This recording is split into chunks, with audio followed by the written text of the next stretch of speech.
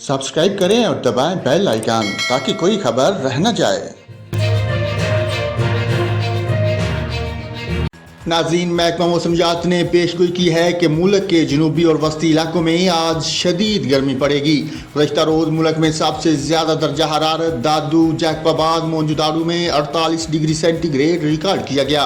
अगले 1 से 2 दिन के दौरान मुल्क के बेशतर मैदानी इलाकों में दिन के दर्जा हरारत में मामूल से 2 से 4 डिग्री सेंटीग्रेड ज़्यादा रहने का इम्कान है।